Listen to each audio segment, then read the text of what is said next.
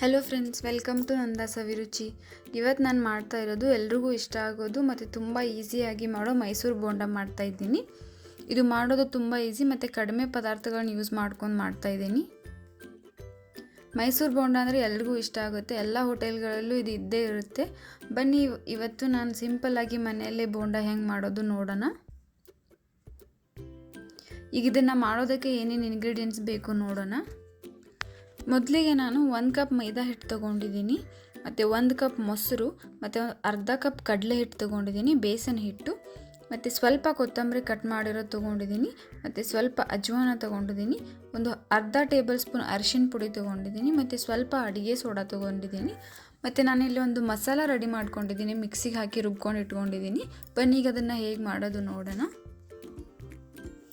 ನಾನಿಲ್ಲಿ ಒಂದು ಮಿಕ್ಸಿ ಜಾರ್ಗೆ ಸ್ವಲ್ಪ ಕೊತ್ತಂಬರಿ ಹಾಕ್ಕೊಳ್ತಿದ್ದೀನಿ, 8 ರಿಂದ 9 ಹೆಸರು ಬೆಳ್ಳುಳ್ಳಿ ಹಾಕ್ಕೊಳ್ತಿದ್ದೀನಿ, ಮತ್ತು ಸ್ವಲ್ಪ ಪುದೀನ, 2 ರಿಂದ 3 ಹಸಿ ಮೆಣಸಿನ್ಕಾಯಿ ಹಾಕ್ಕೊಳ್ತಿದ್ದೀನಿ, ಒಂದು 4 ರಿಂದ 5 ಹೆಸರು ಕರಿಬೇವು ಹಾಕ್ಕೊಳ್ತಿದ್ದೀನಿ, ಒಂದು ಅರ್ಧ ಟೇಬಲ್ ಸ್ಪೂನ್ ಉಪ್ಪು ಹಾಕ್ಕೊಳ್ತಿದ್ದೀನಿ.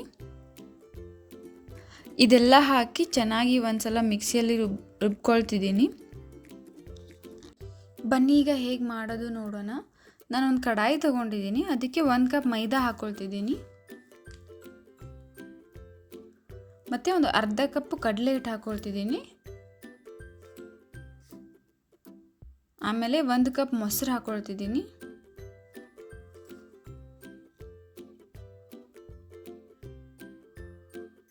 ಆಮೇಲೆ ಅರಿಶಿನ ಪುಡಿ, ಅಡುಗೆ ಸೋಡಾ ಮತ್ತು ಅಜ್ವಾನ ಹಾಕ್ಕೊಳ್ತಿದ್ದೀನಿ.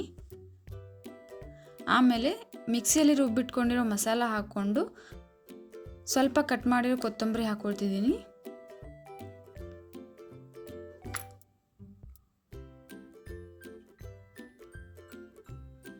ಇದನ್ನೆಲ್ಲ ಒಂದ್ಸಲ ಮಿಕ್ಸ್ ಮಾಡಿಕೊಂಡು ಆಮೇಲೆ ಇದಕ್ಕೆ ರುಚಿಗೆ ತಕ್ಕಷ್ಟು ಉಪ್ಪು ಹಾಕ್ಕೊಳ್ತಿದ್ದೀನಿ.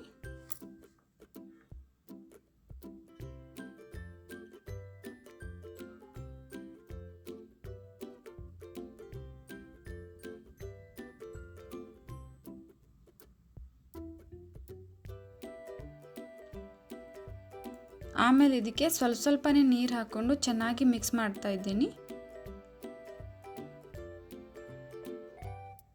ನೋಡಿ, ಹಿಟ್ಟು ಈ ಥರ ಆಗಬೇಕು. ಈಗ ಇದನ್ನು ಫ್ರೈ ಮಾಡ್ಕೊಳ್ಳೋಣ. ನಾನು ಆಲ್ರೆಡಿ ಎಣ್ಣೆ ಬಿಸಿ ಮಾಡೋಕ್ಕೆ ಇಟ್ಟಿದ್ದೀನಿ. ಈಗ ಎಣ್ಣೆ ಬಿಸಿ ಆಗಿದೆ. ಈಗ ಒಂದೊಂದೇ ಬಜ್ಜಿನ ಎಣ್ಣೆಯಲ್ಲಿ ಬಿಟ್ಟು ಫ್ರೈ ಮಾಡ್ತಾ ಇದ್ದೀನಿ. ಇದು ನಾನು ಮೀಡಿಯಮ್ ಫ್ಲೇಮಲ್ಲಿ ಫ್ರೈ ಮಾಡ್ತಾ ಇದ್ದೀನಿ.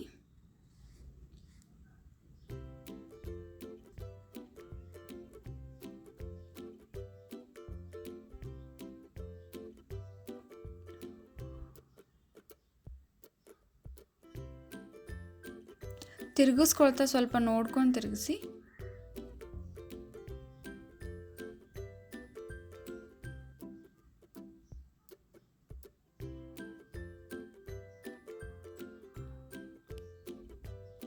ನೋಡಿ, ಈಗ ಕಂಪ್ಲೀಟಾಗಿ ಫ್ರೈ ಆಗಿದೆ. ಇದನ್ನು ಚಟ್ನಿ ಜೊತೆ ತಿಂದರೆ ಸೂಪರಾಗಿರುತ್ತೆ. ನೋಡಿ, ಇಷ್ಟೇ ರೆಸ್ಟೋರೆಂಟಲ್ಲಿ ಮಾಡೋ ಥರ ಮೈಸೂರು ಬೋಂಡ ರೆಡಿ ಆಯಿತು.